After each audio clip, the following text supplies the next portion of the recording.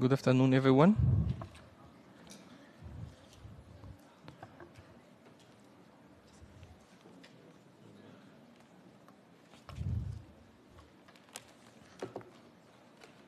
So now we are starting back and resuming our discussion on the Framework Convention Commitment number 3, which is a fair allocation of taxing rights.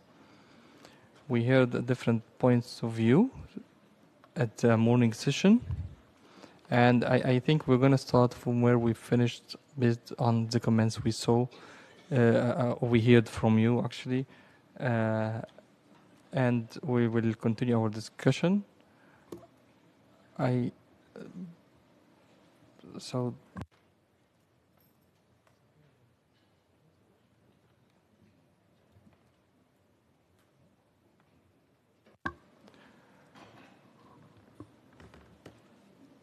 So we heard from some member states in the morning that some of them prefer the language that came in 78-230.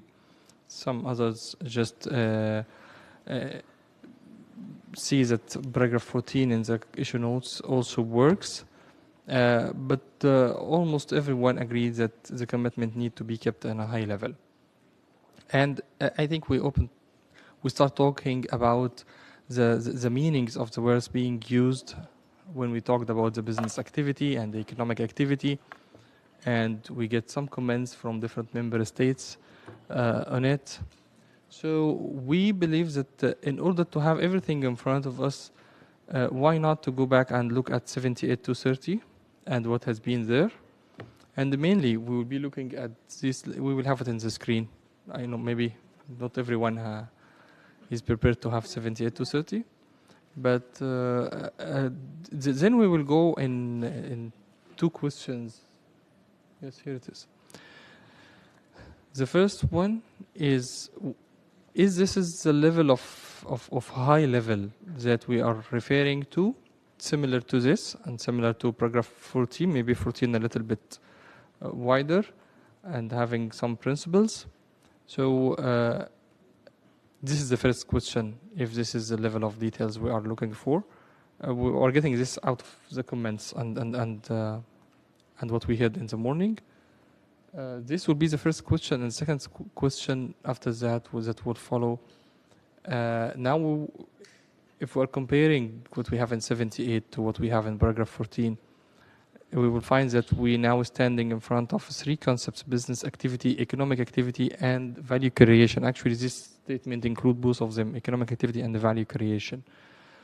So then if we're drafting the commitments later on, should we include three of them, one of them, neither of them? Which one? So we need to discuss this with you so we know our direction while we are doing the drafting. So I'm now, the text is in the screen, and I'm opening the floor for discussion.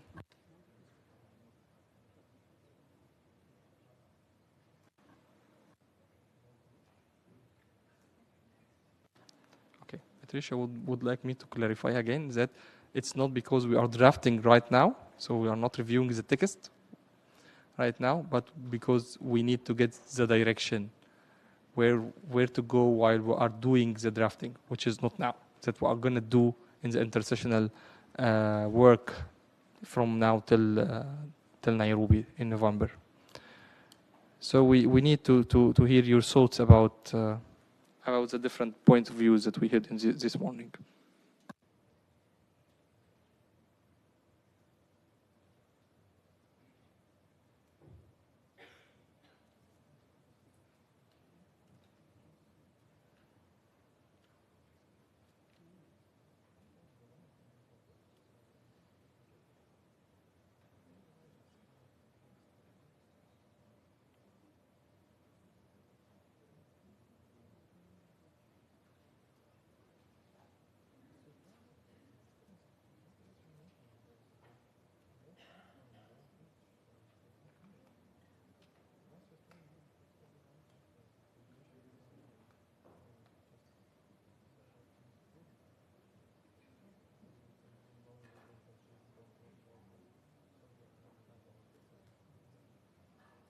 Distinguished delegate of Germany, please go ahead.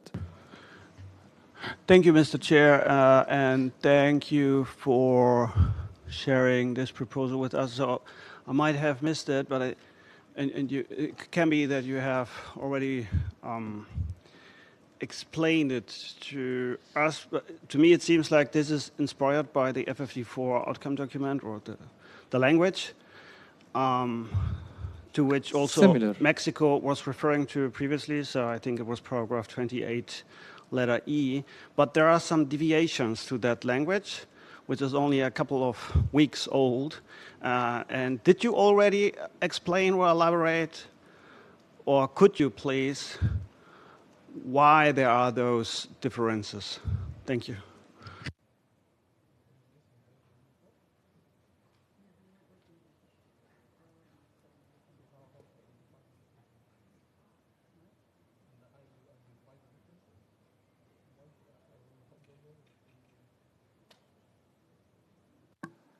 If I understand your question right, Michael, you want me to justify why there is differences? Actually, I know about this. This is from 78 to 30. From the FDD4, there is some slight differences in the language, but I don't know what's the reason why it was drafted in a different way, if this is the question. Back to Germany. Yeah, that was the missing link. Thank you for repeating that. I will look it up in 78 to 30. For the record, 78/230. Thank you very much. I had confused it with the FFD4. But then again, FFD4 was highlighted by the distinguished delegate from Mexico, a language that was adopted by consensus and is newer too. It would be to me more intuitive to take this as a starting point. Thank you.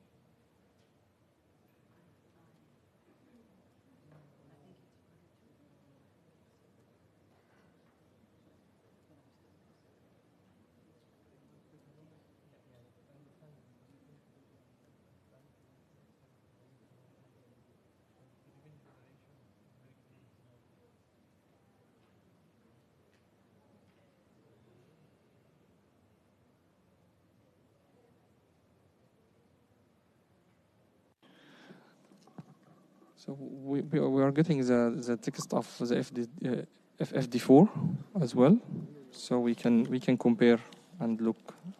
Maybe we'll come up with something good idea from comparing the two languages. Distinguished delegate of India, followed by Italy. Thank you, Chair. While we will digest the entire text that is there on the screen right now, but we at this moment we will just say this much, that we would prefer that formulation which takes into account these factors which are there, which are economic activity, values created, and where revenues are generated. So, eventually whatever the final text is, but we would like that these concepts are present in the language that is used. And this, in fact, brings us back to the question that was raised by the chair. It was a very generic question, as that are market jurisdictions getting their fair share of taxes? Now, I mean, if one were to attempt an answer to that question, the answer to that question would be like everything in taxes. It depends. It depends on what is the metric you use.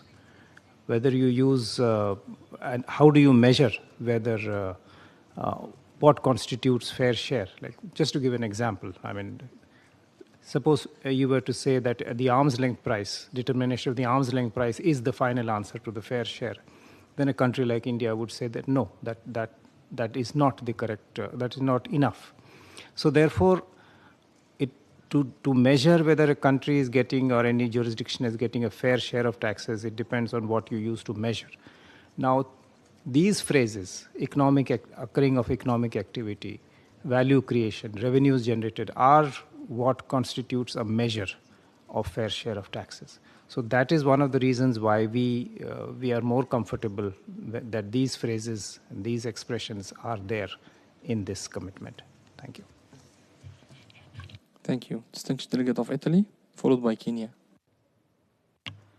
Thank you, Chair. And thank you, the Secretariat, also for drafting some lines to be concentrated on. We're happy to have a draft to comment on. And in that respect, we think that perhaps the idea of value creation and of, it disappeared anyway, value creation where the income is generated mostly depend on the model of business we have. Because in principle, I agree, we all agree that taxes has to be paid where the economic activities brings the value for the market. But the value creation is a concept that maybe would not bring all together in agreement, because someone can say the value is created where the enterprise has developed intangibles. Others may say that value is created where the user, the final user and consumers are. And maybe we can be in agreement much of what than we expected if we are able to make a distinction among the different business model. Maybe we could have a variation in that respect. Maybe the commitment could be even more general and just stop where economic activity occurs, and then elaborate more in the protocol or in the new, first perhaps in the new issue note. I have a very good expectation for in the next intersessional work where we could make this new line of reasoning and try to end up in the zero draft for the next year. For the moment, perhaps, I understand what India said, and honestly, I agree with them. But it depends on the business model we have, because in some digital models, model revenue can be generated in countries which are very different from those where the economic activities occurs. So again, we would suggest to be cautious on that and consider how those three elements are applied depending on the model. In that respect, perhaps just stopping where economic activity occurs could be very high level, but could give the flexibility that all of us this morning we're asking for. Thank you.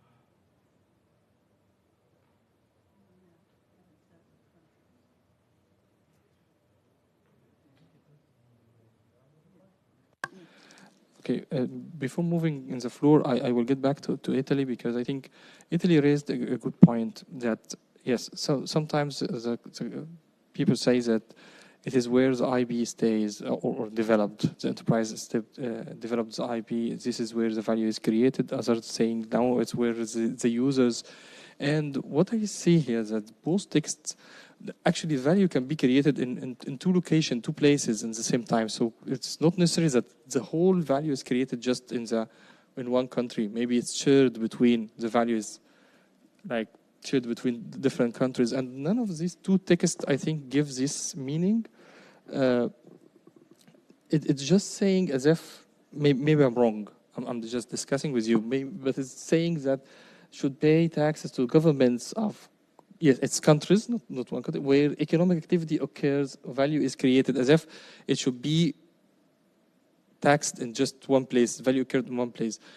The same, the second one. So if anyone can discuss with us or give ideas about how the text can be more meaningful by giving the meaning that it's shared in the locations where value is created, so it's can be more than one place, more than one country.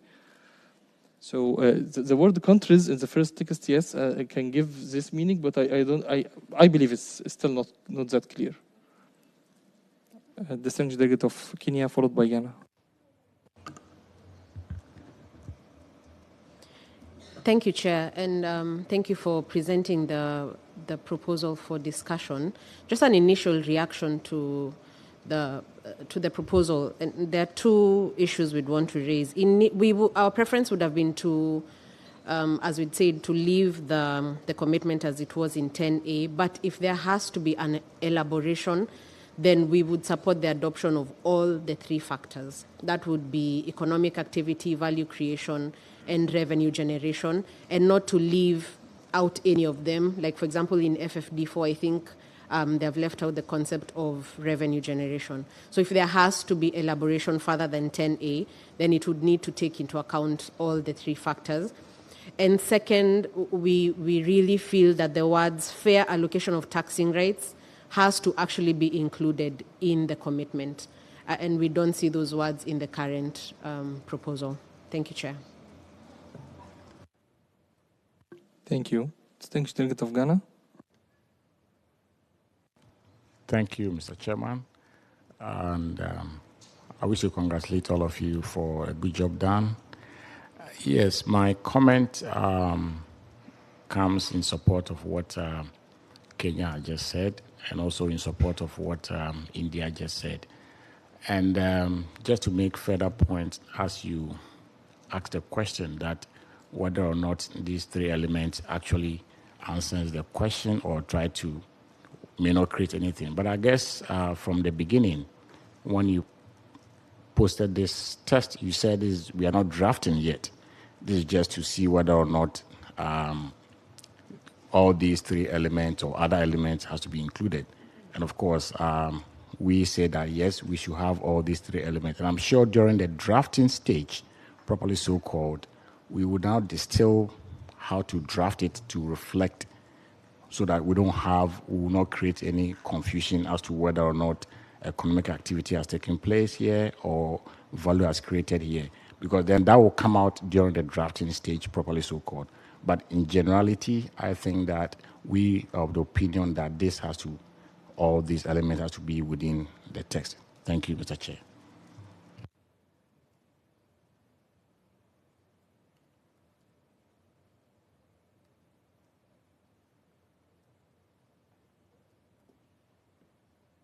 Thank you. Distinguished delegate of Norway.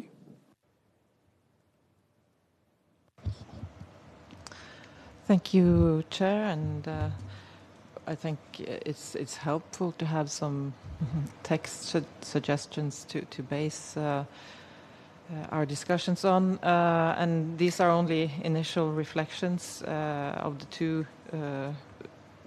texts that you have provided here.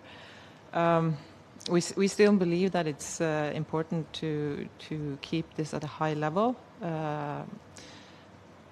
and it seems to us that what is in the resolution 78-230 is broader than in the FFD4 document. The resolution refers to all taxpayers, especially multinational companies, but The F54 document talks only about companies, but at the same time, the text that is quoted from the GA resolution lacks a qualifier that is there in the resolution, but is also there in the F54 document, that it should pay tax to government in line with their national and international law and policy. So I think it's a good starting point, but we should be mindful of the differences between the two, and we believe that we should go with the text that gives the more high-level drafting of the commitment, although we are not drafting yet, but we're using this for inspiration, as I understand it. But we just wanted to point out that there are some quite significant differences and an omission from the text from the resolution that we should all keep in mind when we evaluate this text. Thank you. Thank you.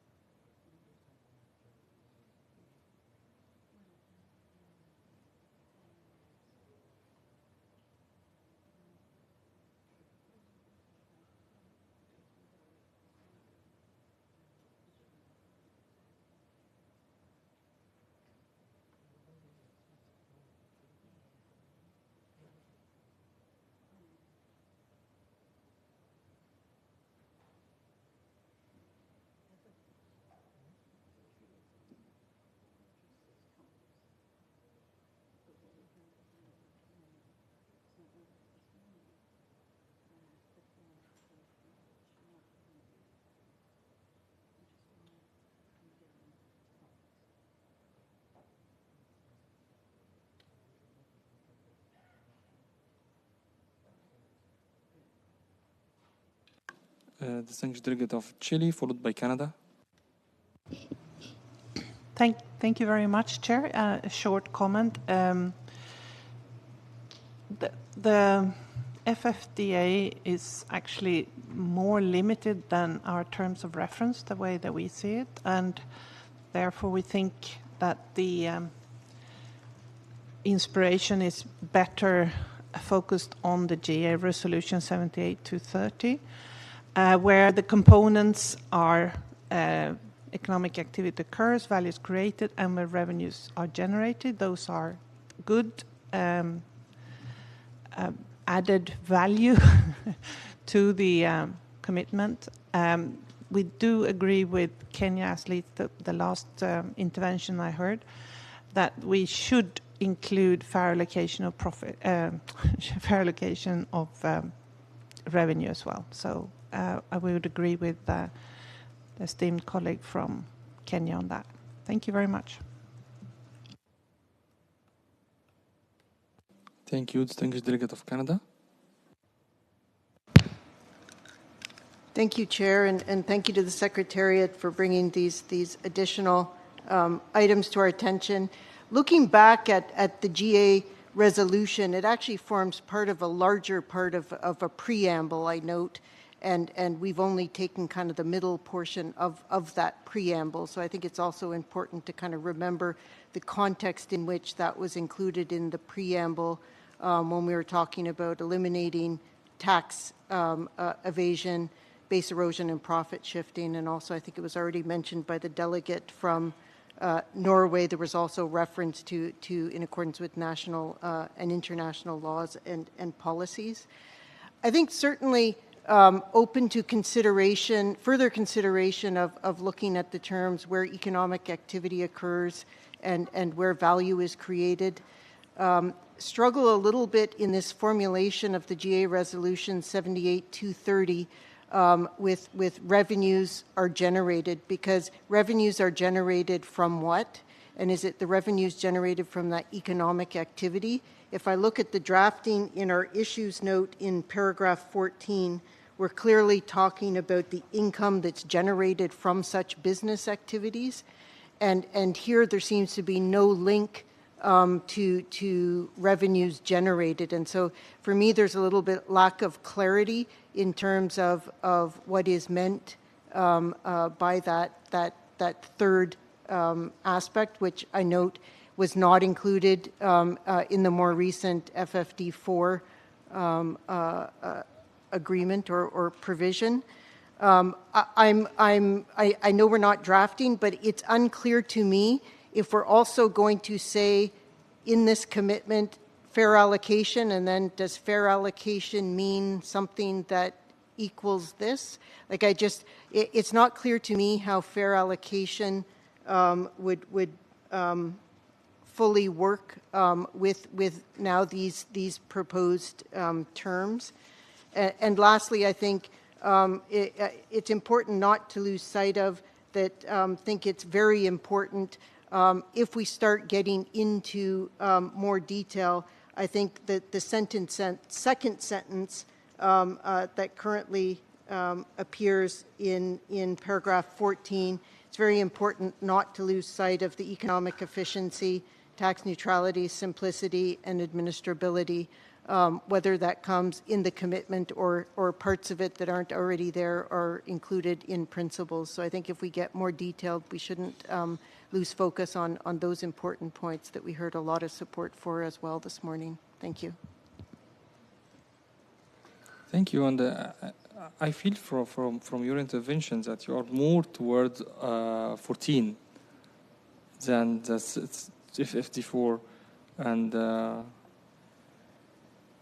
78.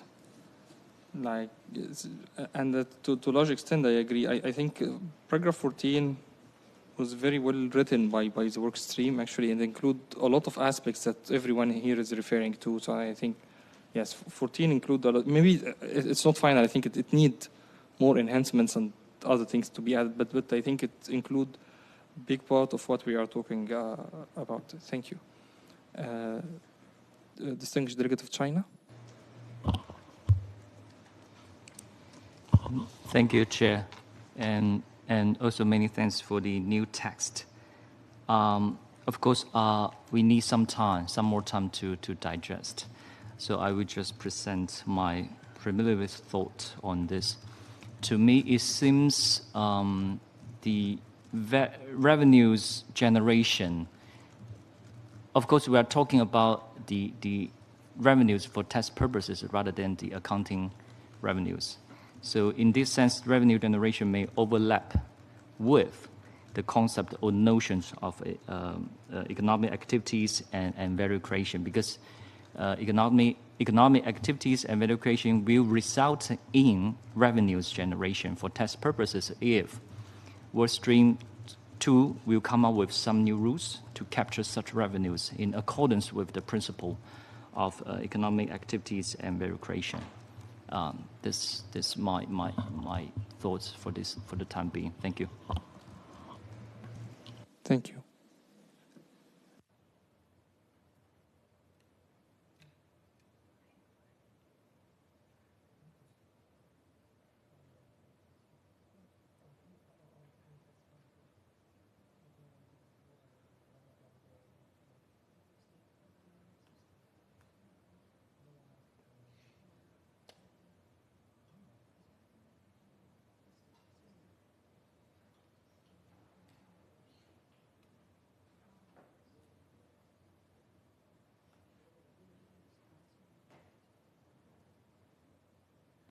So, distinguished Delegate of Mexico.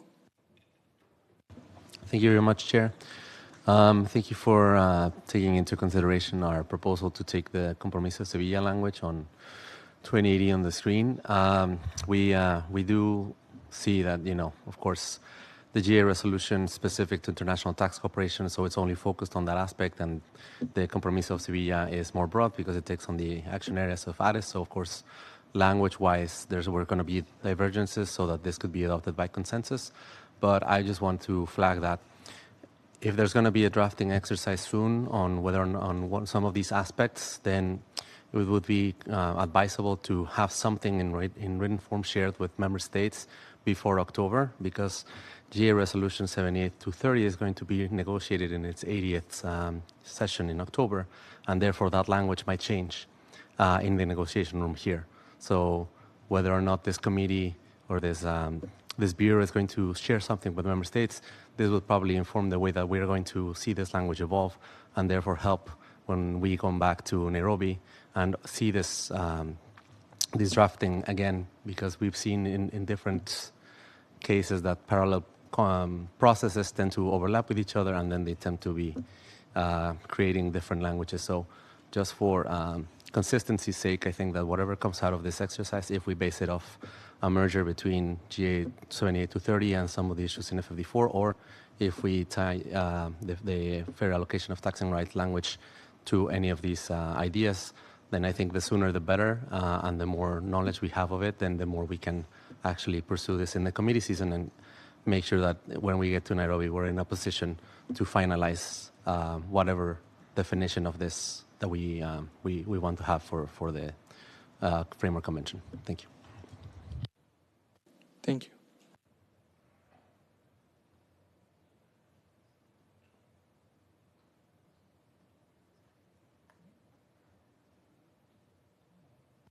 So I see no more requests for the floor from member states. So if any of the multi-stakeholders would like to take the floor before I wrap up on this topic.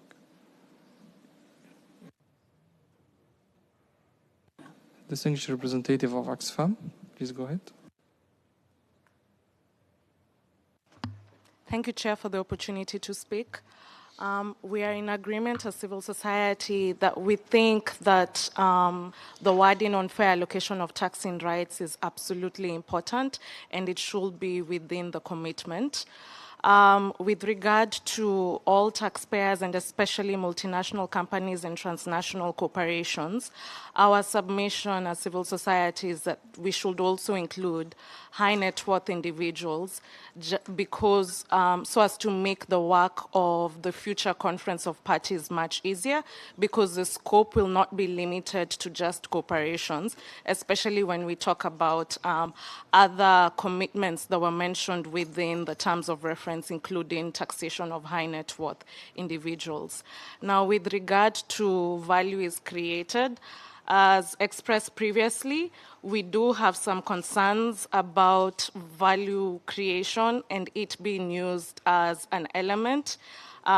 We believe that it can be subjective, and previously it has been used essentially to continue perpetuating aggressive tax avoidance, especially in relation to intangibles. So we think that we may need to review the wording, or member states may need to review the wording or reconsider the risks that are presented by the wording value is created. Thank you, Chair. Do I need to wrap up, or it's enough?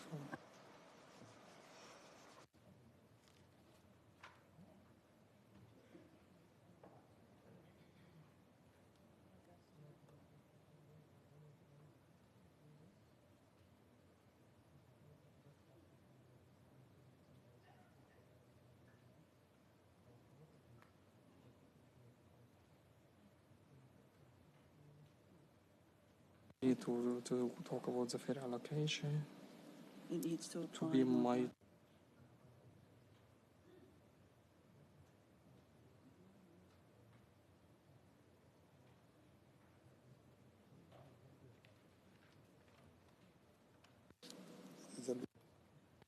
Distinguished delegate of Zambia. Thank you, Chair, for giving me the floor. And thank you for providing the wording. It's really helpful and just brings the arguments into context. So we just wanted to mention that I think we shouldn't look at the wordings in isolation. We do know that the FFT wording is obviously from the Addis Ababa Action Agenda of 2015, and therefore it's very high level. So And they did obviously have in mind that we'll be having this conversation later on with regard to this and looking at the commitments that we'll be looking at in the framework. So I think in this case, there would be no harm in making sure that all three elements are brought out and therefore adopting the wording in the GA resolution would be okay with us. Thank you. Thank you. Distinguished Delegate of Kenya. Thank you, Chair, for giving me the floor a second time. I think from the comment that has just come from civil society, I think it would then be important to use the word including as it is in the terms of reference instead of especially, so that we don't have to go into listing all the other entities that should be covered.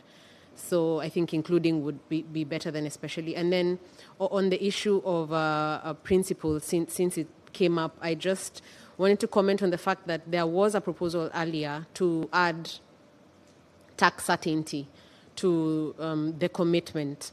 And this is where we see the risk of, again, having to elaborate on all the principles within this particular commitment, because in the TORs we have about 9 principles. So how do we pick and choose which ones to include in the commitment? And that's why our proposal was to let the principles be in the principles section and cover all the documents that would be covered by the Framework Convention, as opposed to elaborating only specific principles within the commitment. Thank you, Chair.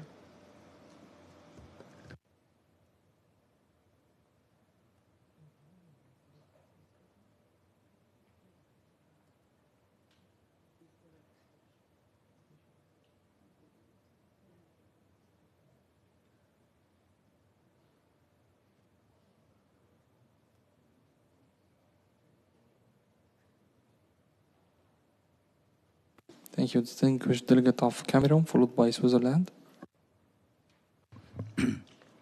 Merci, Monsieur le Président, de me passer la parole pour peut-être faire quelques commentaires rapides sur cette proposition de formulation qui est présentée sur l'écran. Déjà partagé les positions défendues par certains pays, notamment le Kenya, le Ghana. Nous pensons également que la première formulation, qui est celle de la résolution 78-230, en termes de substance, couvre des critères pertinents permettant d'assurer cette allocation équitable en termes de droits d'imposition. Je pense que les critères d'activité économique, c'est-à-dire la présence d'une activité économique sur le territoire, le critère de création de la valeur ajoutée et même de génération de revenus nous semblent être des critères pertinents pour fonder la reconnaissance des droits d'imposition aux autorités fiscales. Et nous pensons qu'il n'y a pas d'interférence entre les différents critères, parce que certains pays ont estimé que le critère de génération de revenus pouvait interférer avec le critère de présence économique. Nous pensons que ça pourrait ne pas être le cas, parce qu'on peut être dans une situation où il n'y a pas d'activité économique en termes de présence physique, mais des revenus peuvent être générés sur un territoire. Et je pense qu'il est important de garder les trois critères.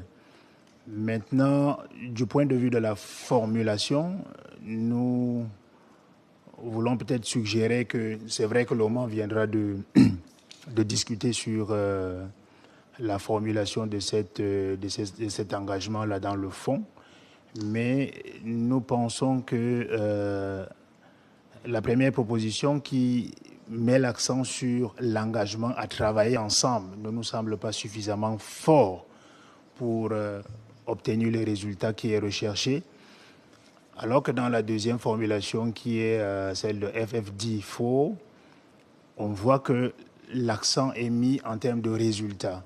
Nous travaillons ensemble pour nous assurer que les compagnies payent le juste impôt dans les différents territoires. Donc, nous pensons qu'il faut un engagement assez fort, pas seulement de travailler ensemble, mais de parvenir à des résultats en termes de reconnaissance des droits d'imposition des autorités fiscales. Merci. Thank you. Distinguished Delegate of Swaziland, followed by Nigeria. Thank you, Chairman, for giving me the floor, and many thanks to you and the Secretariat for providing this language, what helps a lot. I have a spontaneous reaction. Of course, I would need some more time to think about it, but as a spontaneous reaction, I would like to share with you my following thoughts. The first is, from a procedural point of view, my understanding is that the Compromiso de Sevilla, the FFD4 language, is up to now, there's a consensus on that, while the General Assembly Resolution 78-230, a vote was held there, the resolution found still a majority, but it's far from consensus. So from that point of view, the FFD4 language seems to me more promising. A second remark is that I would agree with what was asked for by the distinguished delegate from Kenya, that it would help that if it could also be stated that this is aimed at defining fairness, so to establish that link. And then as a third remark regarding the major difference between those two texts, which is the criteria of the origin of the revenues, we have some concerns there. We are discussing this under the angle of fairness, and for fairness, in our view, there should be a bit more of a closer nexus to a country than just the mere source of the revenue. Regarding economic activity and the criteria of value creation, with that we are fine, and we think this is fair. Thank you. Thank you. Distinguished Delegate of Nigeria. Thank you very much, Chair. I think in this discussion, one must take particular note of the Chair's comment that we are not doing drafting. And of course, I don't know how easy it's going to be to draft in a crowd of about 100 or more people. By my little experience,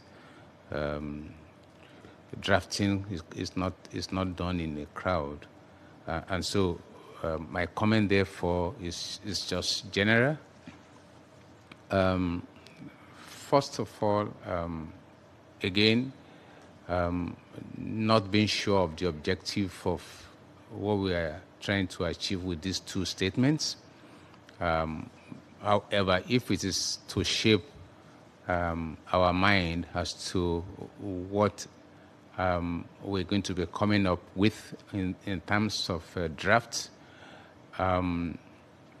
certainly the neither of the two statements, in my understanding, is a consensus. I mean, it's just a direct response to the delegate from Switzerland. The FFD4 statement is also not a consensus. But then, what are we driving at? Are we driving at being able to have a statement in the Framework Convention? If it is, then the statement of the General Assembly's Resolution 78-230 speaks directly to the work of this committee, compared to the general statement of the FFD4, which, in my understanding, is not targeted at the work of this committee, and therefore may not be superior to the statement of the General Assembly resolution. Number two is that looking at the context and the contents of the two statements, it is clear that the one of the resolution captures, in my understanding, the elements of what we will want to look forward to. Not necessarily the exact wordings, but it captures the essence of what we may be driving at. And then coming back to looking at that statement itself, it doesn't appear to me to be a commitment statement. It is an agreement statement. And so if we are aiming at getting a commitment statement, then, of course, we need to then rework this, if at all that is what we intend to do. Let me also state that the resolution language, in my view, is not a substitute for a commitment for fair allocation of taxing rights. They are miles apart from each other. This is talking about bringing taxpayers to pay taxes, whereas commitment as to fair allocation of taxing rights is about the rules that we agree among nations as to how each jurisdiction is able to tax within its own jurisdiction. I think finally, Chair, let me also state that Nigeria will support what Kenya had said on the issue of the use of especially. If you look at the beginning of the statement in the resolution, says state party agreed to work together to ensure that all taxpayers, if we use the word especially there, then we are becoming discriminatory, because then it appears that the statement is targeting multinational companies, and what is their offense. So if we are looking at taxpayers, then it's everyone, including individuals. And therefore, changing the word especially to including, in my view, is more apt to be able to achieve the goal of bringing all taxpayers, which also includes multinational entities. Thank you very much, Chair, for listening to me.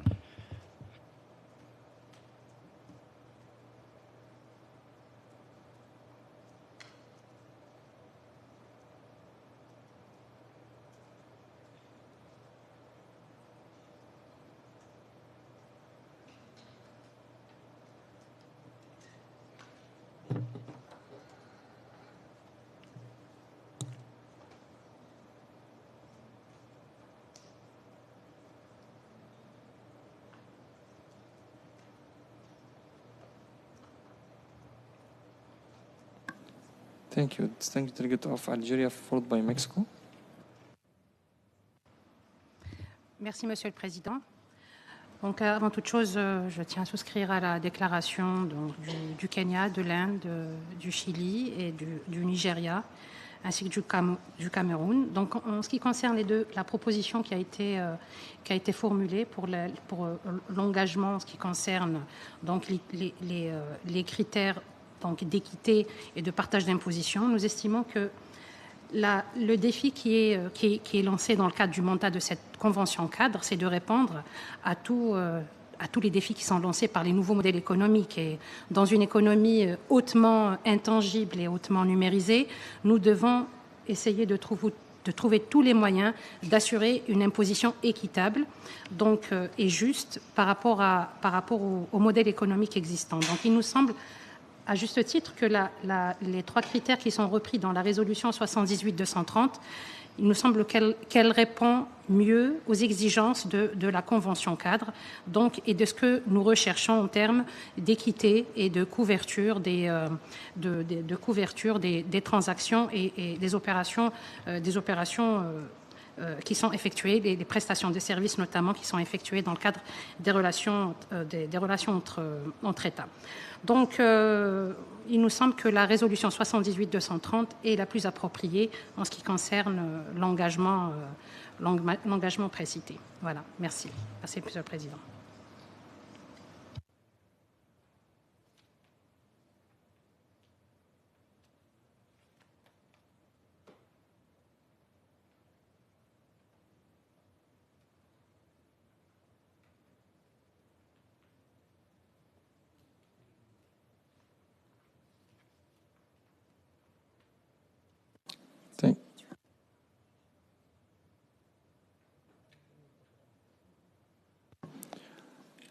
Distinguished delegate of Mexico, followed by Jamaica. Thank you, Chair, and apologies for taking the floor again. Just wanted to come back and just, I understand that we're not here to do a drafting session. I know that we're just having discussion, but I would be remiss if I don't share that. I think it would be best for this committee and for the Bureau if we at least move towards a direction in which we can already know where the language that we're going to have in this framework convention can land. And I think that if that means that we spend a little bit more time on some of the issues that are contained in the language on the GA resolution or on FFD4, then I think it's worth it, just because we want to get this right. I think from the beginning we said that we wanted this convention to work, and I think that we all understand that some delegations might see vagueness as an option to interpret whatever is going to be in the convention framework and join, and if we're going too specific, then some delegations might feel that they won't have the necessary political support back home to even ratify this convention. So I think it is worth the time, considering that we have 2 weeks, to dive into the elements of these two languages to see what we can do. If we want to take the language from the GA resolution, that's perfectly fine. I think that it was endorsed by the GA. Yes, there was a vote, but it was adopted.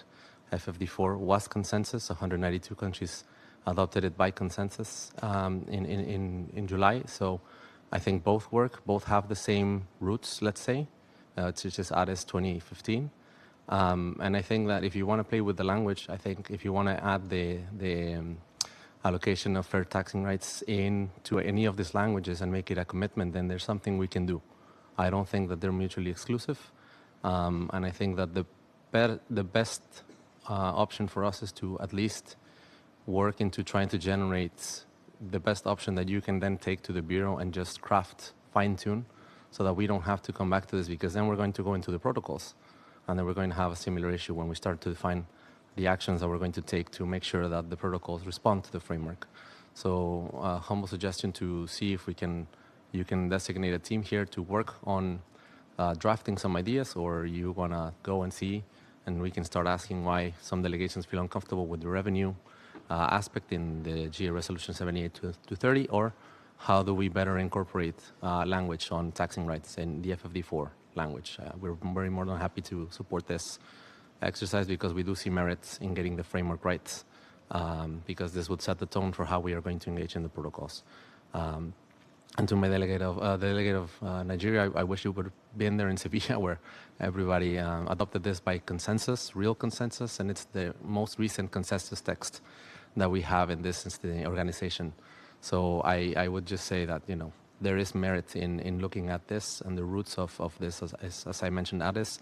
And again, this is going to be an issue touched in second committee, and then again when we go to Nairobi. So the sooner we get this out of the way and get some sense of where we can land on taxing rights and getting a big definition here that we can all support, the better. Thank you.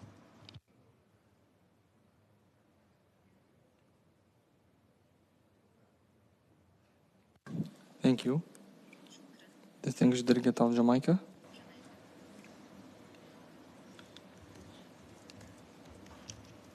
Oh, thank you, Chair. Chair, I'm supportive of Mexico's intervention on this. I think that it might be useful to have a drafting group that can look at some of the elements of what we consider fairness. I think what we're trying to do is it is acknowledged that fairness is subjective. And to remove that subjectivity, we are seeking guidance from 78-30 and the FFD4. I think the wording in the GA resolution, I think, points us in the right direction. I think the language could be refined, and I think we could use that as an inspiration. But the other element of the fairness, Chair, is that it should also include equitable taxation of it really says multinational enterprises, but I think we could extend that to all taxpayers. So fairness not only redounds to the benefit of the state, but also the taxpayers themselves. That is what will result in an overall fair system. And so I think that in discussing the issue and in refining the draft, we should take both those elements into consideration. Thank you, Chair. Thank you.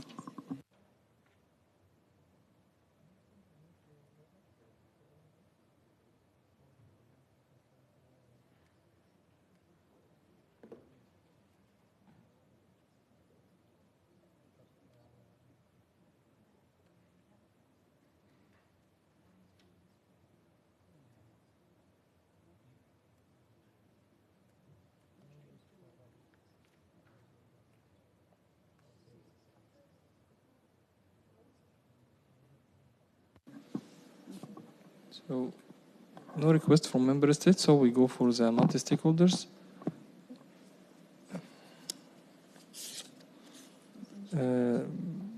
Distinguished representative of major group for children and youth.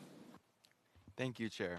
My name is Caleb Lee from March for Our Planet North America, and I'm speaking on behalf of March for Our Planet International and the FFD Children and Youth constituency of the Major Group for Children and Youth. Chair, we believe that multinational corporations and high net worth individuals must be taxed in countries where economic activities take place. Corporations currently benefit off the land and natural resources of source countries, significantly increasing fossil fuel productions and bringing source countries further from the 2030 SDGs. SDG 13 urges for the urgent reduction of greenhouse gases. However, such is impossible with the active exploitation of low and middle income countries by top corporations.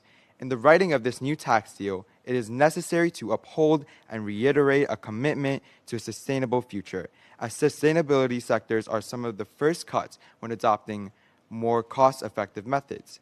Youth hold a unique role in ensuring such sustainability standards. We urge the committee to encourage the partnership between youth and the private sector in enforcing and ensuring sustainability. Youth should stand at the forefront of a sustainable collaboration between the private and public sector, leading the way for innovative solutions to the global climate crisis. We also call for the active involvement of youth in the development and production of clean energy, promoting information and transparency across all sectors. Chair, we must ensure that during this process in which we eliminate the evasive strategies of multinational corporations, we ensure the safety and the environment. As we approach 2030, we must ensure a future for the youth, and such cannot be done with the active exploitation and poisoning of the environment. Thank you, Chair.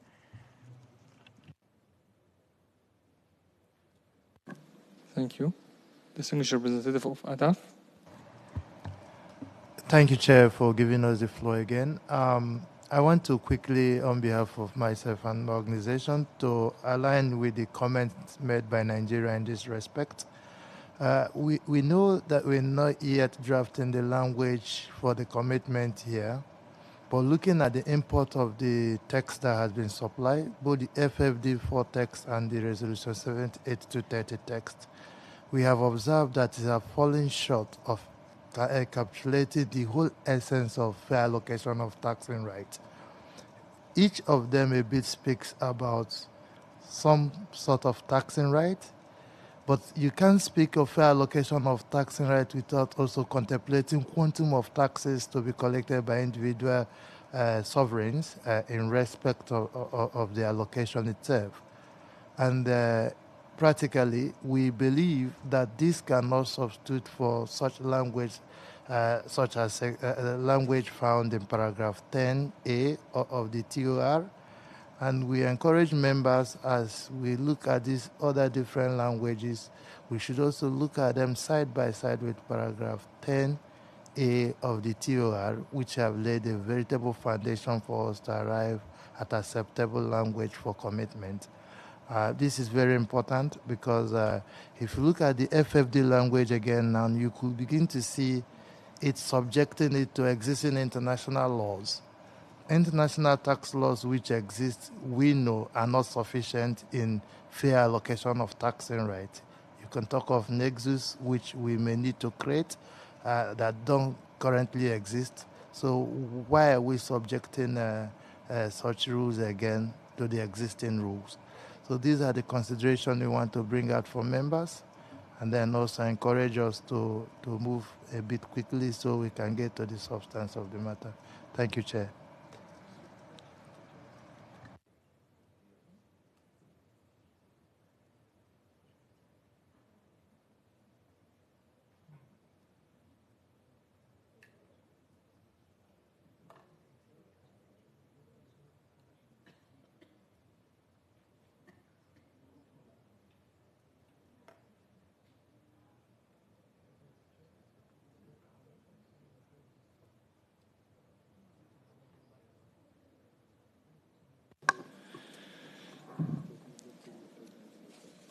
So I think we don't have any more requests for the floor.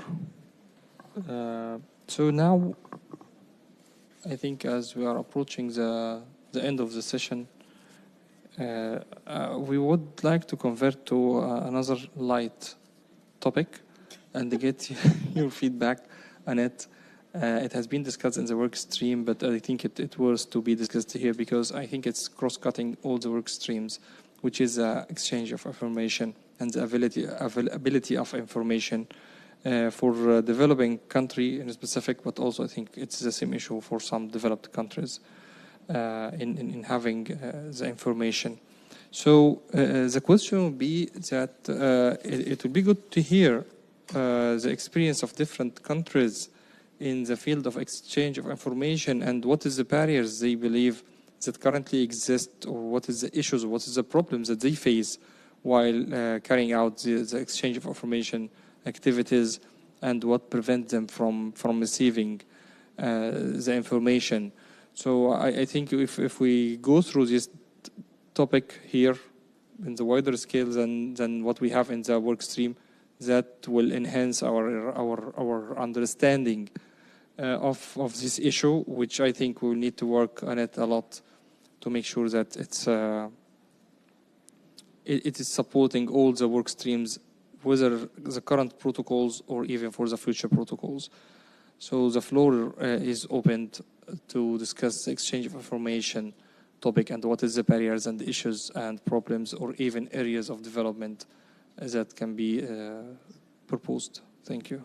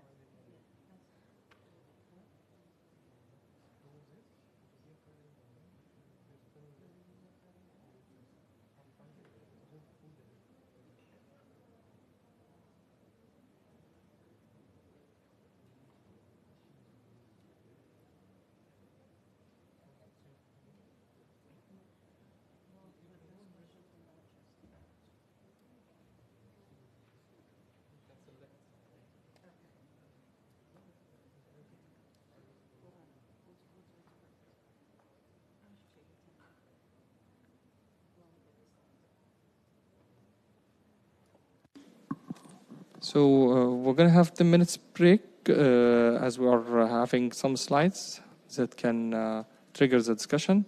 So we're going for 10 minutes break, then we'll be back.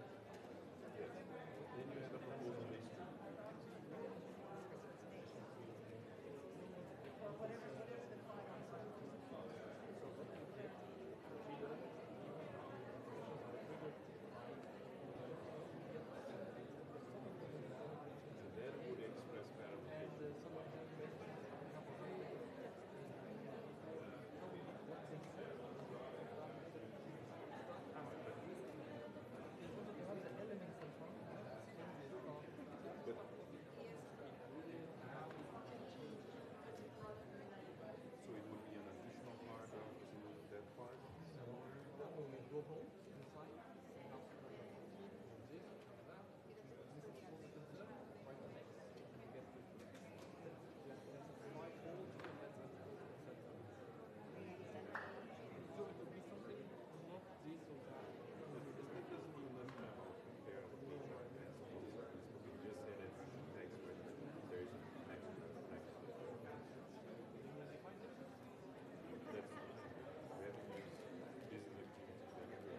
That's just next. What? It doesn't say nothing about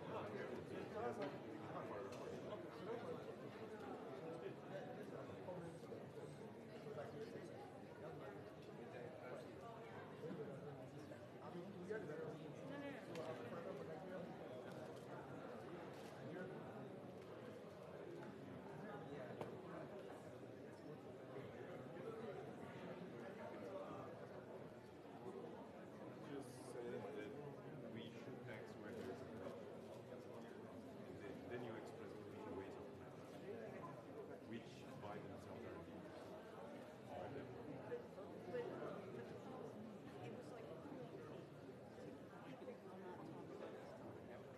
About fair allocation. And so this is we went through 6 weeks of not talking about fair allocation and working. Every time we talk about debts, maybe 1 or 2 debts, until we actually had a paragraph. And then and that's how we got all that extra stuff. There were lots of discussions. So the problem is that we want to address now is what else we can add in relation to what fair allocation is. Exactly. So there are a few authors that have described allocation system what was in our North America sovereign that's possible. That would be one example. The fair allocation could also be, for instance, depending on how we see how we use it, it should be neutral. For instance, Temenin would say that taxes that should tax are the countries that should tax are the countries where the intellectual activity is less. For him, it's the allocation of that. So, yeah. So that's what I'm saying. And there are so many definitions I don't want that issue. We can't delve into several different. I think that's why the previous approach of because we know that there are different approaches to fair allocation, how it should be taken. In the end, it will be a new report that will change or a balance of these two elements. There's several concepts. This is just the framework. So services is the first protocol under this. And it would look like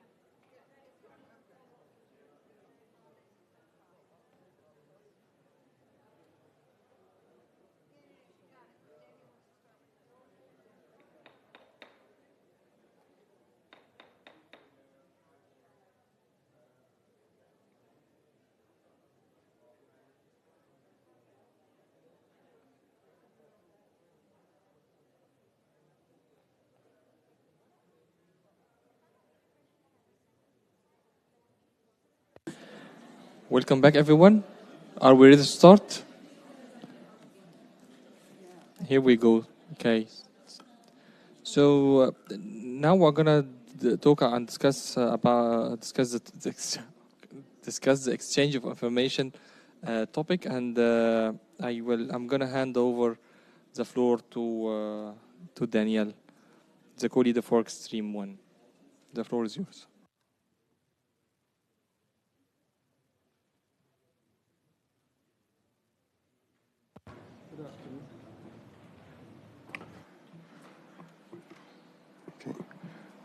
Good afternoon, everyone. Since we've sort of had these initial discussions and we seem to have gone a little faster than we planned, we want to continue with some of the other commitments which at the work stream level we have had initial discussions already, but then we didn't prepare issue notes on them. But there are some questions that came up which we think we can start looking at now as a plenary and get some more ideas on them. So we've looked at fair allocation of taxing rights, effective prevention and resolution of tax disputes. We've looked at sustainable development. There's one discussion item that kept cropping up, and it actually is in the issues note, you will realize, on exchange of information. And that falls under the commitment and the effective mutual administrative assistance. So when we look at the commitment, and we will see that it talks about some of those items. So we want to start a discussion on that and look at the questions we raised in the work stream and get some more inputs on them, which we believe will allow us to also finalize those issues. And then it will help us actually move a bit faster. Then we can go to, especially we know there are some concerns about the items in paragraph 13, so it will allow us to also move there. So with that, we'll put up the issues we discussed when it came to exchange. We'll look at other aspects of mutual assistance later on, but we want to start with those ones on information and the questions that we asked. So what we tried to elicit from ourselves was that what were the most significant barriers we faced as countries in receiving tax information, which was relevant for the enforcement of our domestic laws. One of the questions was whether it was the lack of legal instruments providing for information exchange, whether there was ambiguity in the wording of provisions on information exchange that results in information exchange being denied us, whether it was denial of CB, denial of country-by-country reporting, or what were some of the, so these were some of the questions that came up. I'm sure there are other things, so we'd like to open that discussion on what are the barriers we see to first receiving information. Well, the second part looks at the barriers we face in providing information. But the first one will be to look at the barriers we have faced in receiving information, which will help us to give some flesh to the commitment as we look at it. Thank you. Chair. Yeah. So that's it. So we'll do that first, and then we'll look at the second one later, which is the barriers that we face in providing tax information.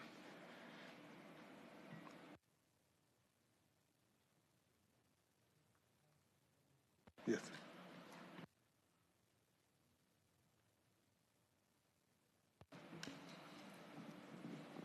Thank you, Daniel.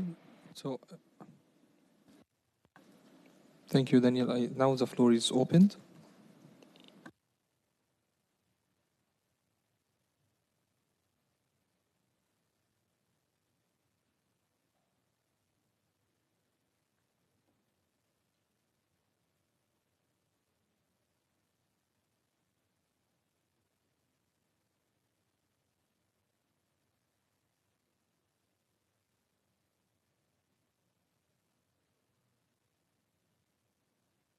Distinguished Delegate of Bahamas.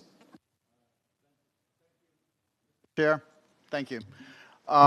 Just to give a little context in this, because I think certainly the questions raised pose a subjective response by country, and that subjective response really depends on a number of factors. One which includes the type of tax regime that you might have. And I know this has been brought up in some of the workstream discussions. An example like the Bahamas, dealing with the issues on receiving tax information, that's going to enforce our domestic laws. We don't have an income tax. We have effectively a gross revenue tax, an import tax, tariffs, as well as value-added tax. But without a income tax, many of the other countries of which we have relationships with and even treaties with refuse to provide information that's relevant for our tax collection. So I'll give an example. We've reached out, certainly our number one trading partner is the United States, being so close to them, and we've have an issue with certainly customs fraud and tariff fraud and underdeclared values and the like. And we've reached out to the U.S. Customs Department and the U.S. State Department to try to get information to help support our import tariff enforcement. And their position is, like many other states would be, that's really not within the tax regime of exchange of information, and therefore we can't give you that information, which inhibits our ability to really enforce our domestic tax regime because we have a tax regime that might be different from, in this instance, that of the United States. And so our experience is that's a significant barrier for us receiving information from other states to be able to enforce our domestic tax rules and laws. So I think wherever we land on this issue has to take into consideration that there are different tax regimes in different countries that require different types of information in order to enforce your domestic tax regimes. The second point you've asked on barriers of providing tax information. Certainly, as I reiterated, a no income tax jurisdiction, we're subject to a lot of tax information exchange agreements and common reporting standard on the OECD and FATCA, which we are obligated to both on request and automatically exchange tax information. Certainly those that are automatic exchange of information, that being the CRS and FATCA, are pretty routine. Where we have challenges are the information upon request, usually under tax information exchange agreements. And what we see is that a lot of the bilateral countries that we have these agreements with either don't provide a comprehensive request according to the parameters of the tax information exchange agreement. They deem requests, or we deem some of the requests as fishing expeditions, which go beyond the scope of the actual treaty. And then when we question it, then there's a kind of bilateral process that causes it to be extended over a number of years at times. And then we're looked at as being non-cooperative because it takes so long to actually exchange that information. So I think if we had a better parameter of the type of requests that are made and how to fill those on providing the information, we're willing participants. We just need to make sure that any requests that come in are according to the parameters that are set out in any kind of tax information exchange agreement or other treaty. So those are some practical experiences that we've had in the Bahamas, both on receiving tax information and providing tax information. Thank you, Mr. Chair. Thank you. Distinguished Delegate of Russian Federation, followed by Jamaica. Большое спасибо, господин председатель, за предоставленное слово. Любые решения, которые мы примем, возможны для реализации только при условии свободного доступа к информации об уплаченных налогах в каждой стране.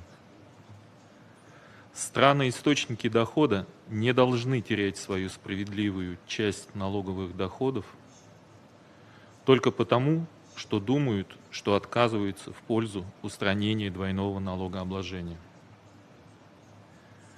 Обмен информацией – это обязательный инструмент противостояния транснациональным корпорациям и злоупотреблению ими налоговыми льготами.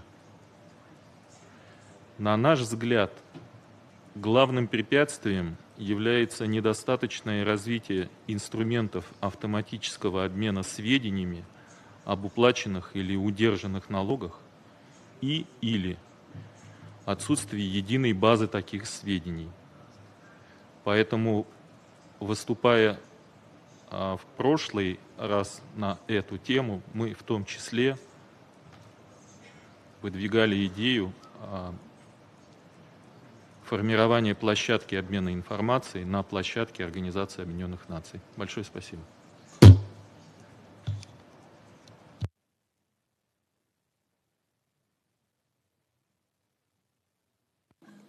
Thank you. Distinguished delegate of Jamaica, followed by Germany. Thank you, Chair. In respect of providing tax information, I think whilst this is a new regime to us in Jamaica, and we haven't fully explored the impact that it will have, the issue of data privacy laws, we are still exploring to what extent those laws, we have a Data Protection Act, which was recently implemented, and so we are still exploring the impact that that may have on our ability to provide tax information to other countries. Our larger problem, I think, is with receiving tax information, but I gather that we are now discussing just the provision of tax information at this point. That was my understanding.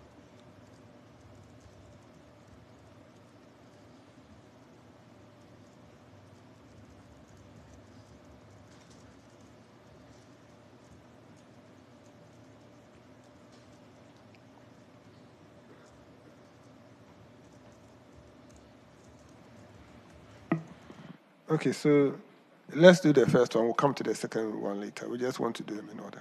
Thank you.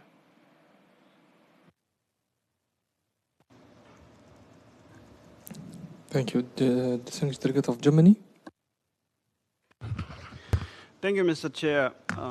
I welcome the flexibility of the co-lead, the chair, and the secretariat and their efforts to make efficient use of the time we have in this session. And I totally agree with the observation that the issue of information exchange is a recurring one across the board. Transparency is highlighted in each issue note, either as a prerequisite or as a challenge. And I share the view that it is really necessary and paramount to explore this topic in greater depth and to examine it also from a holistic perspective. Having said that, I'm of the view that this is also a topic that is particularly suitable to apply paragraph 22 of the Terms of Reference. The Terms of Reference encourages the INC, this committee, to take into consideration the work of other fora. And the Global Forum in particular has been monitoring or reviewing and assisting in the implementation and application of transparency standards for years.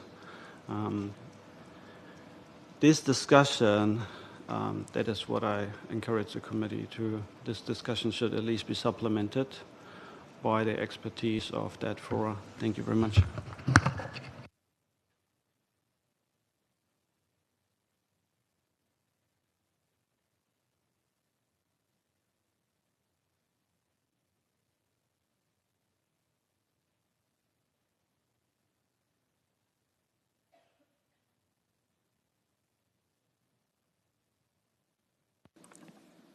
Thank you. Distinguished delegate of Nigeria. Thank you very much, Chair. And before I speak on the issue of exchange of information, I seek the indulgence of the Chair to take a step back to our last discussion on the issue of fair allocation of taxing rights, and within the light of the statements that were put on the board for us to discuss, I observe that it appears to me that we did not have a landing. Probably the head table is able to figure that out. But just to be very clear, from the African group's perspective, we believe that what we have in the current issue notes as to the commitment to fair allocation of taxing rights coming from the terms of reference, we believe that that should suffice for the purposes of our taking this work forward. I just want to put that on record, Chair. Now, on the issue of exchange of information. Exchange of information is a cross-cutting issue in taxation.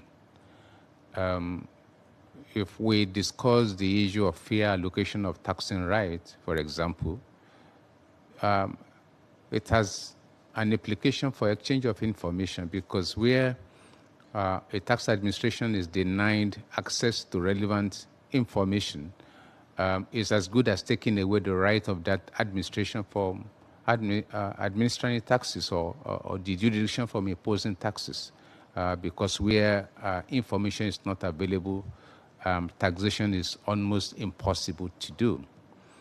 So as such, issue of exchange of information, in my view, and I do support the comment from the delegate from Russia, that it is an issue that must be adequately addressed in the Framework Convention and under this program.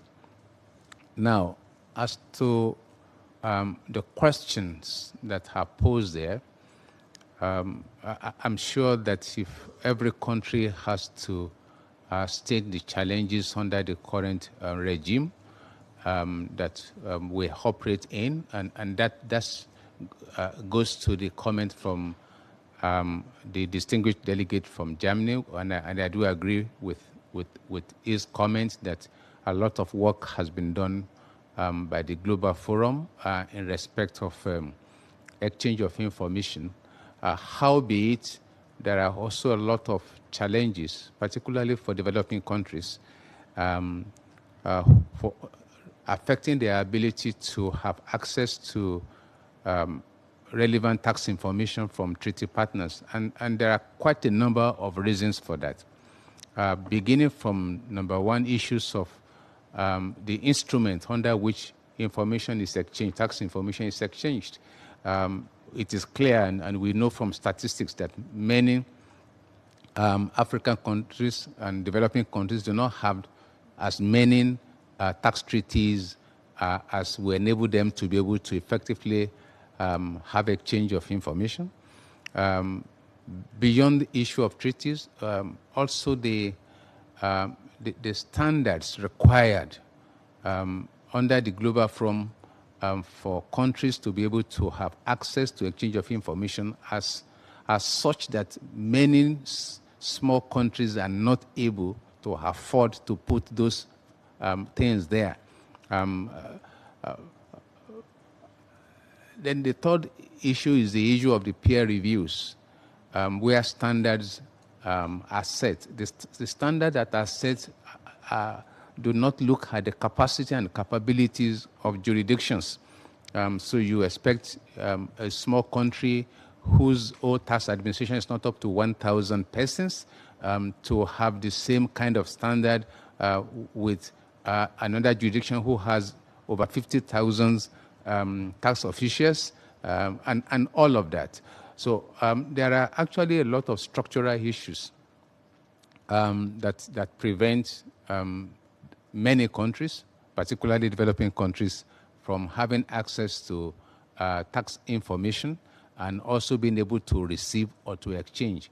The cost of establishing the relevant structure, the infrastructure, the communication infrastructure, and all of that, training officials are very prohibitive and such that many countries will not even dare to start, knowing that the costs are very prohibitive for them to incur.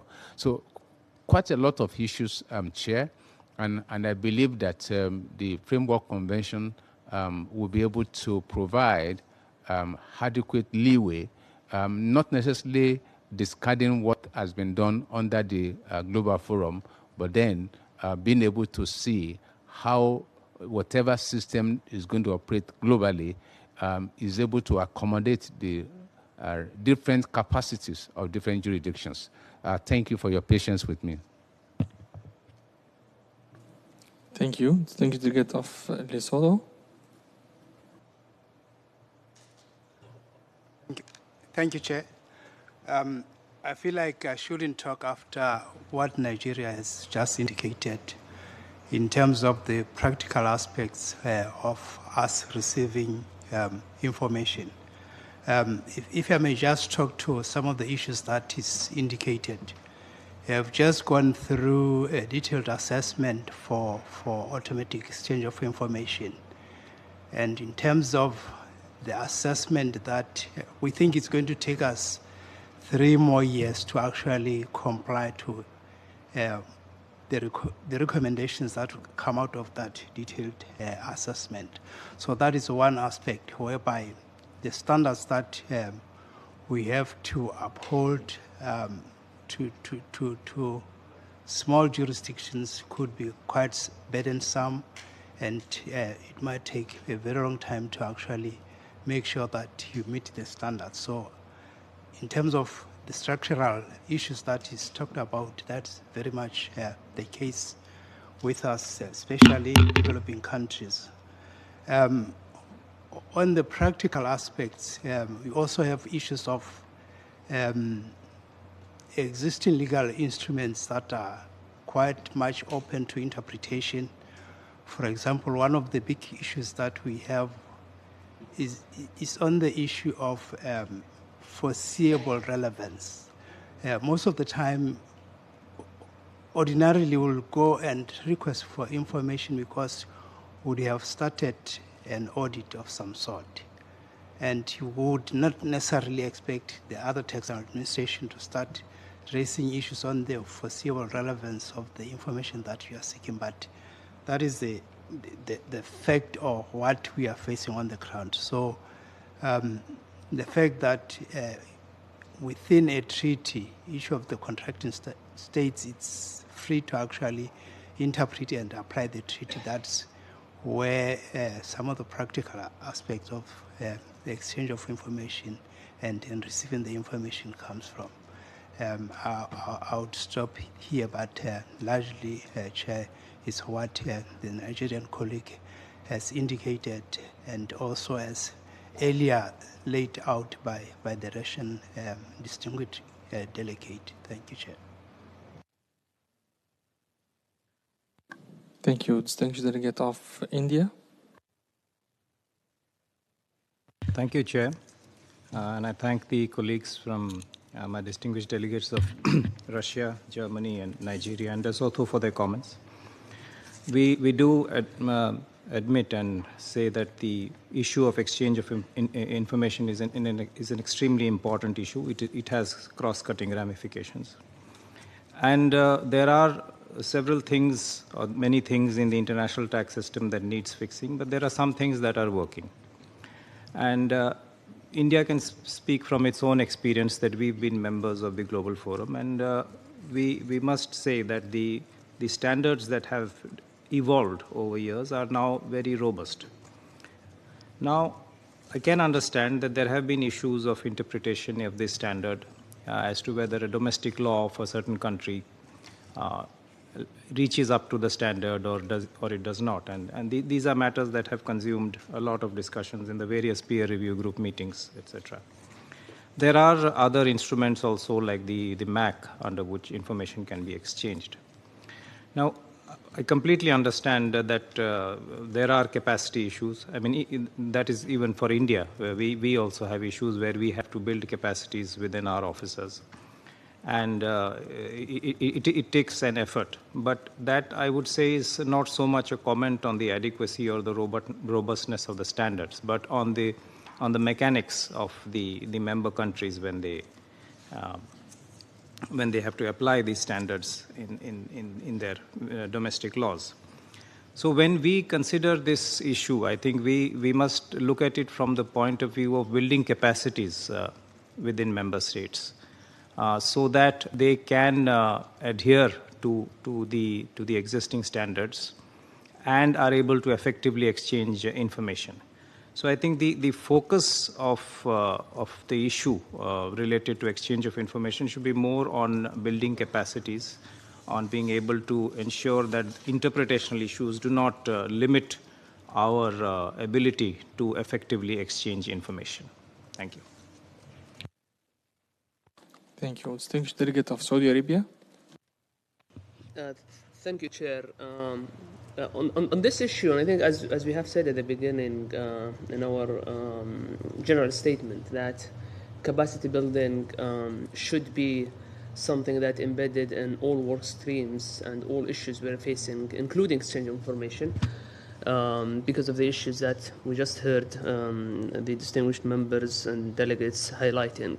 So I think this is something that we really need to invest on going forward to address multiple of the issues that we are having.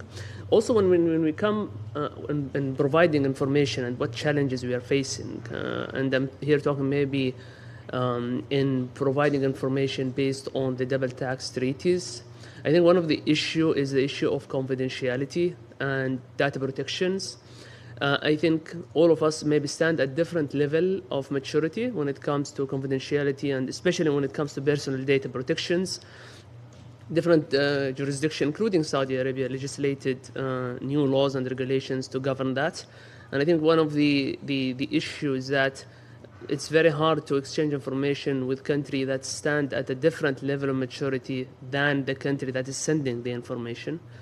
And this is also coming from our domestic laws and regulation, that you must make sure that the receiving country have robust policies and procedures for data protections before the information to be shared. So that's something also that we need to take into consideration for whatever we are developing when it comes to the exchange of information. Thank you.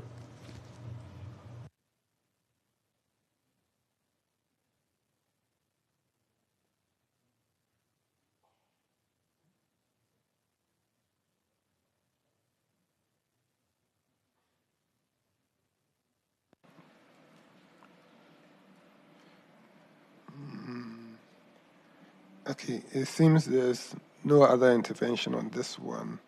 So if we can switch to Kenya. Oh, sorry, sure, Kenya, just.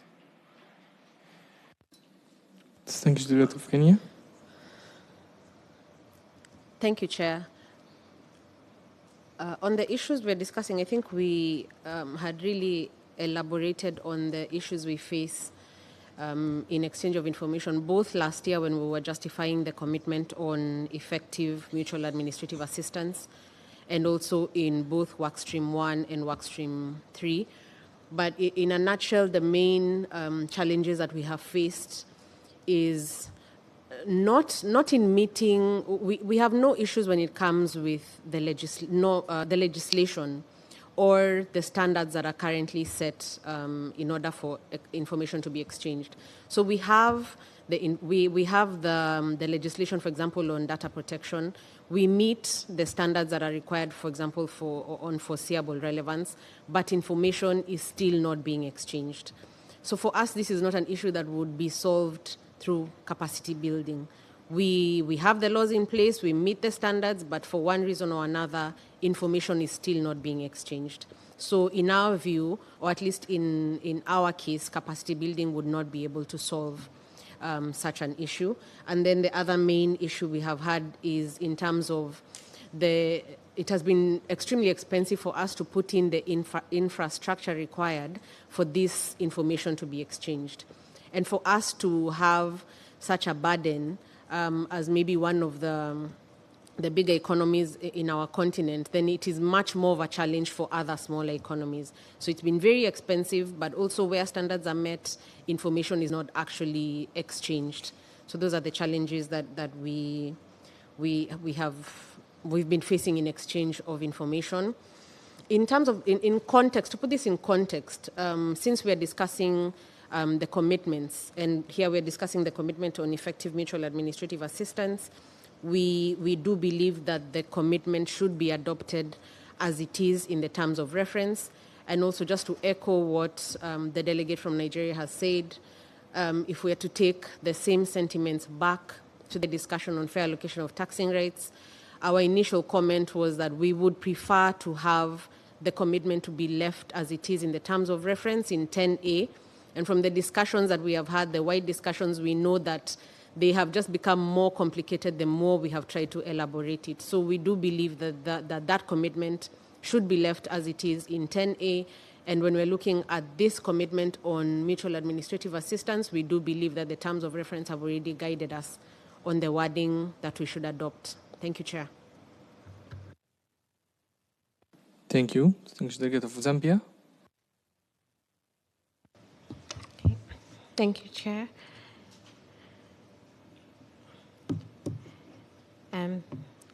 I do agree with the sentiments that have been mentioned by the member states that have spoken earlier, and just recently Kenya. As Zambia, we joined the Global Forum last year, and obviously under a 3-year induction program. But as mentioned, with all the requirements that we have to meet in this short period of time, capacity, obviously, as mentioned, is one big thing.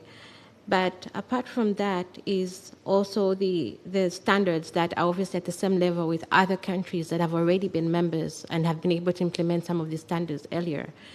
So it therefore poses a challenge. Unlike Kenya, obviously, that have their legislation in place and an infrastructure, we still have to obviously look at the costs that are associated with infrastructure.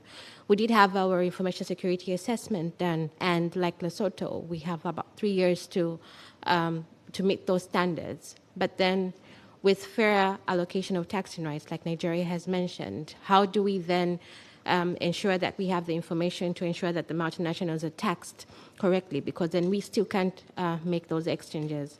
I know with exchange information on request, our network is very small. We only have 23 double taxation agreements in force.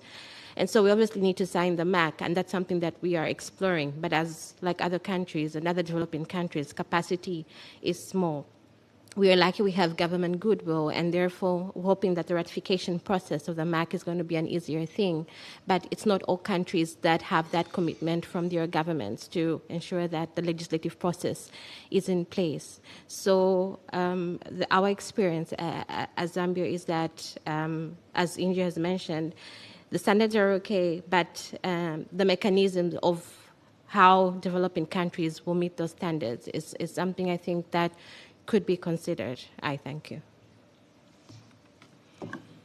Thank you. Distinguished Delegate of Honduras. Muchas gracias, señor presidente, por la palabra.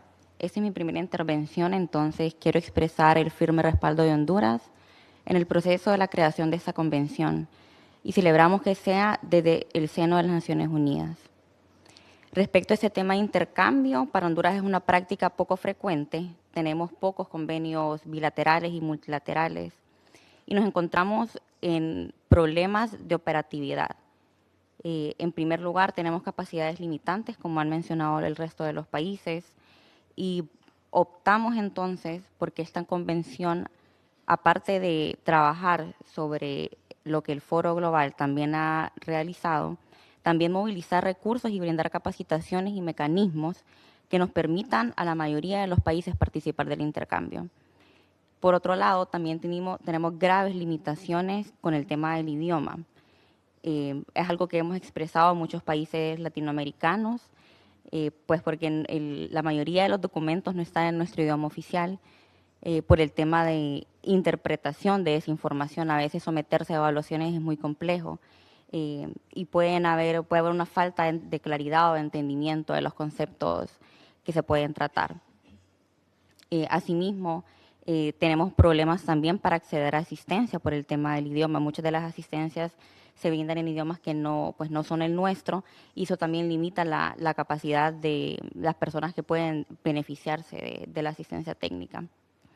Entonces, apoyando a las intervenciones de los compañeros anteriores, creemos que en nuestro caso sí hay una necesidad tanto de capacitación técnica que debería existir, y al mismo tiempo destinar los recursos necesarios para que podamos acceder tanto a documentación, infraestructura tecnológica y otros recursos necesarios que ocupan los países en desarrollo. Gracias.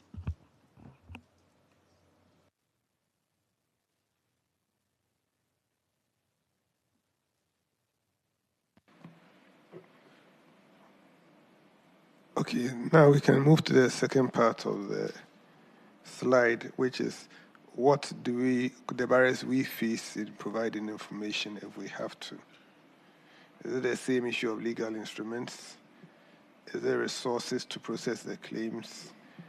Is it judicial restrictions on the exchange of information? I think Saudi Arabia mentioned something similar in terms of where the information is going to, or concerns about confidentiality. What really prevents some of us from giving out information? Again, just to help in the discussion on how to frame the commitment. Thank you. So, the floor is open, please.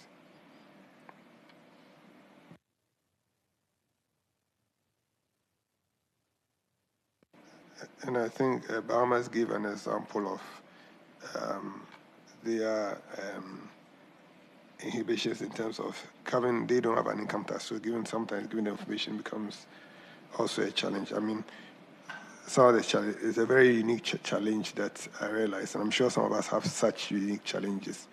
So let's bring all of them out.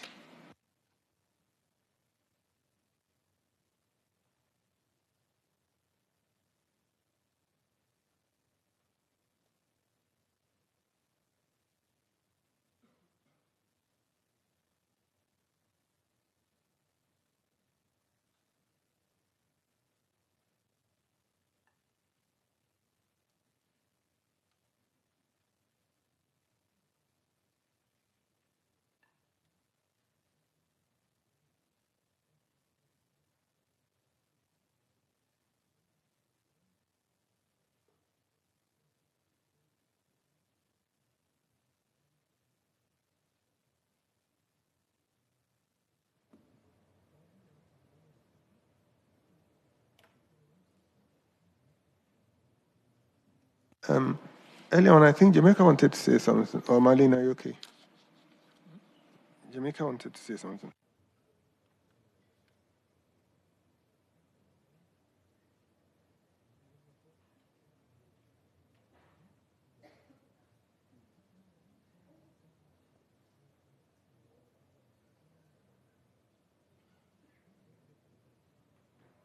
Distinguished delegate of Jamaica.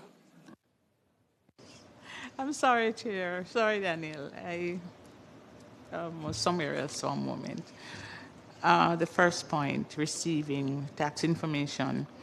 I'm going to raise this issue, but I'm not sure of the extent to which Framework Convention can help with this, because it really is a regional issue. So Jamaica is a signatory to a regional double taxation agreement, which has several deficiencies, and that is recorded in fact, and is accepted by all signatories to that agreement.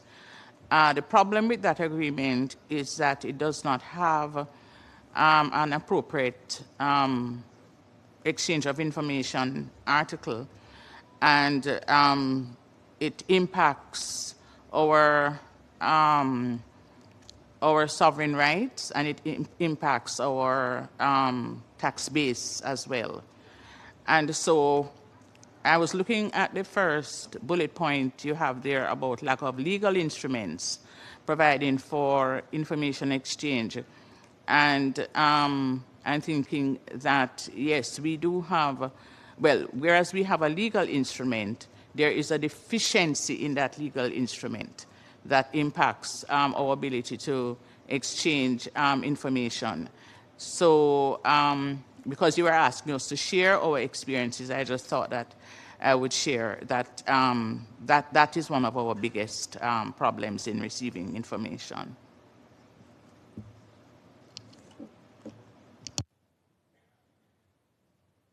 Thank you, distinguished delegate of Zambia. Okay, thank you, Chair, for giving me the floor again. So just to share Zambia's experience to some of the barriers that we face as a country when it comes to providing tax information to other countries. I did mention we currently exchange through our double tax conventions. And so far, with the requests that we have received, they're not many, but we have had a number coming through. The biggest problem, I think, has been at the national level, which is the national ICT infrastructure and interfacing with other agencies as well, the stakeholders, where we are supposed to get that information from. As you know, not all the information is within the tax authority, for instance, and therefore we have to go to other organizations or other stakeholders to get that information. And maybe it's a stress that needs to come from a top level, but you will find there would be mostly delays. And not only delays from the other stakeholders, sometimes it's also within the other, from offices that say within the revenue authority, because due to lack of capacity, they do not know the implications on why it is important for that information to be passed on and meet the standards. For example, we do have the thresholds on when we should send that information out to the other jurisdiction. But because of lack of capacity among the auditors as well, that is something that lacks, and therefore they wouldn't understand the urgency of why we need to provide that information, so it also takes longer. And on top of that, obviously, would be the legal framework to make that exchange for partners that are not treaty partners with us. So we'll be unable to provide information. So I just thought maybe I could share that experience from our end. Thank you.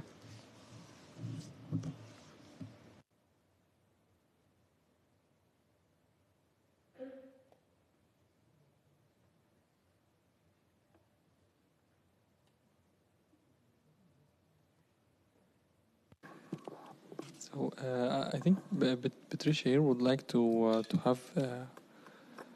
ask a question. I think this question to Russia. So the floor is yours, Patricia. Thank you, Mr. Chair. Yes, coming back to the Russia's input or suggestion of a facility on exchange of information at the United Nations. Just to clarify, is that a matter of infrastructure to facilitate the exchange bilaterally, or would you be envisioning some role for the Secretariat, for example, that would have to be written into the Framework Convention itself?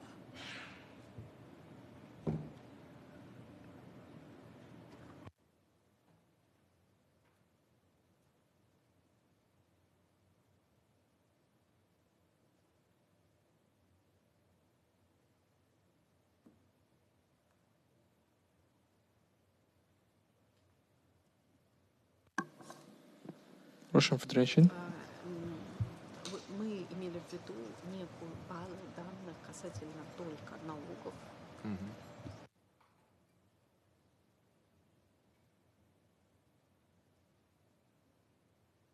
Хорошо. В данном случае, спасибо большое за вопрос. В данном случае мы наблюдаем, что обмен информацией осуществляется фрагментированно на разных площадках. Ну вот, в частности, на площадке организации ОЭСР.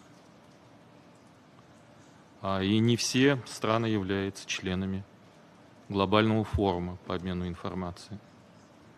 Поэтому в широком смысле наша идея была бы именно создать такую площадку, которая позволила бы, нет, не силами, конечно, секретариата, а силами, может быть, другого альтернативного, более глобального, извините за это выражение, форума, создать возможность такого обмена. Мы понимаем, что эта задача действительно очень сложная, но как идея, если мы говорим о глобальной конвенции в области международного налогообложения, наверное, такой же и должен быть механизм и площадки для ее реализации. Большое спасибо.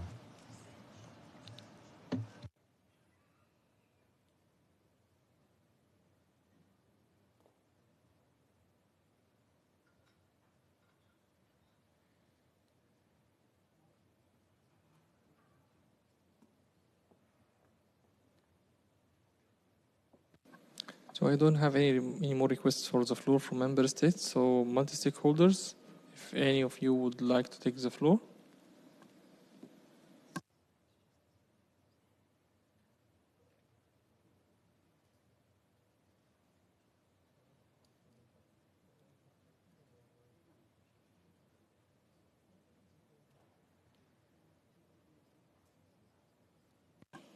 Distinguished Delegate of Philippines. Yes, for the Philippines, similar to Zambia, and a challenge in providing EOIR or AEY data or information lies with the timeliness. There are instances where the custodian of the information cannot provide the information within the period that is given. Sometimes they do question the authority in terms of confidentiality, looking at confidentiality or data privacy rules. But with something that the framework could help on, could contribute to exchange of information, I think is to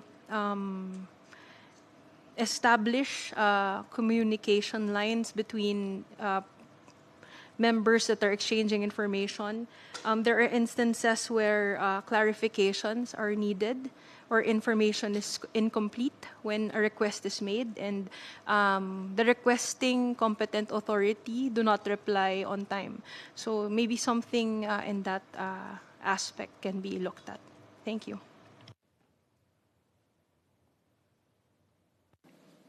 Thank you.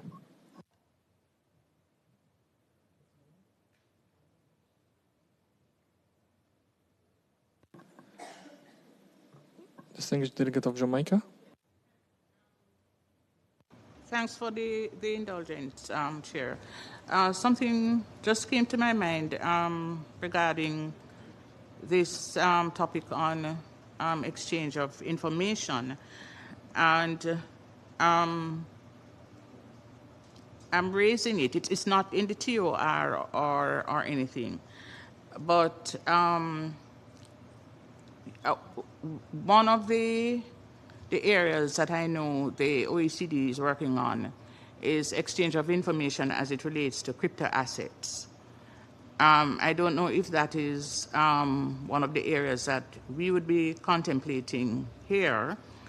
And as I think about that, it raises another issue in my mind. And it is, while we are talking about exchanging of information as a administrative cooperation across borders issue, I think part of the problem, and we are seeing it in Jamaica, is that if you don't have the state-of-the-art technology to protect the data that you have, then it becomes problematic. And I think that I don't know, how we would be able to address that but I think especially for developing countries, because protecting the data that you have, and if you are unable to do that, and you're unable to mitigate those risks, then it becomes problematic for you in exchanging information with your other contracting states. So I'm just raising it as an issue for consideration, whether or not the INC would be open to looking at that as something that affects the exchange of information across borders. Thanks, Chair.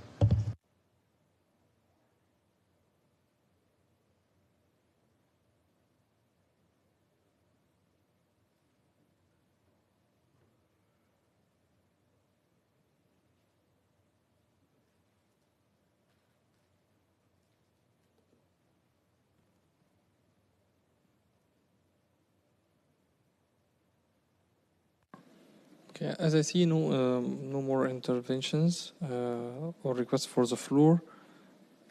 So, okay, distinguished representative of major group for children and youth. Thank you, Chair. My name is Jaewon Choi from the Demon Foundation. I am 16 years old and I serve as a thematic focal point for tax at the FFD Children and Youth constituency of the Major Group for Children and Youth.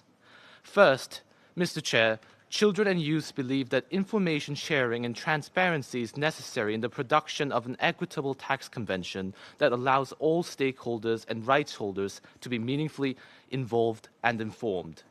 Member states already share and exchange information on various platforms in the UN system, including the NDC portal and transparency framework under the UNFCCC, the World Environmental Situation Room hosted by UNEP, the Environmental Emergencies portal hosted by OCHA and UNEP, in which member states continuously share national reports to these. Second, we believe that change is incapable of existing in isolation, and therefore we urge the promotion of a concrete legal framework which allows the exchanging of information without imposition in any country's sovereignty or individual rights. Third, we believe that partnership with children and youth stakeholders and civil society at large for such information can become a gateway to a more equitable and sustainable tax convention that would ensure intergenerational information exchange. We call for safeguards in such information sharing systems that protect the rights of indigenous persons and human rights defenders. The bedrock of this convention would be trust between various actors. Finally, we urge the committee to ensure adequate resources for information sharing, allowing young people to actively participate in the construction of more sustainable and cost-friendly systems for information exchange, which will aid states' implementation of the convention. Distinguished Chair, fellow colleagues, in order to craft this document, transparency is necessary and fundamental, and such should be done in a safe and well-regulated means to ensure the future and safety of all stakeholders. We thank you.